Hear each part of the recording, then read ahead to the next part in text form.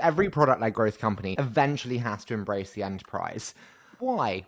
I think there's a couple different reasons for this. I think the first one is the sort of PLG motion, which, in a lot of ways is really just a self-service motion, can get you into the several hundreds of millions of dollars in revenue scale. But typically the ACV is really low, or the account value of those users. And so just law of, sort of large numbers makes it hard to sustain kind of high year-over-year growth rates when you reach that. I think you also oftentimes hit sort of a market size limitation of just solo users who can kind of pull out a credit card and buy your product. So the first is you sort of growth of the PLG channel naturally slows at some point once you get into sort of, hundreds of millions of dollars in ARR. I think the second thing is then you sort of have to think about the pursuit of expansion opportunities. And while you can do some of that online, going from a solo user to a small team, if you're really trying to go to medium size or large teams or multiple departments in an organization, that's going to be a sort of a conversation with a buyer, right? That's going to be more of a tops down sale. And then lastly, I just say almost all PLG businesses, the goal is to get as many people in the organization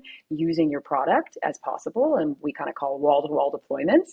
And to do that, you sort of have to engage with not just the department heads, but actually kind of your IT buyer, the ultimate decision maker around standardization of tools across an organization. You see every iconic PLG company, whether it's Slack or Dropbox or Asana or Zoom, at some point they have to add on that sort of direct selling motion to complement the PLG business.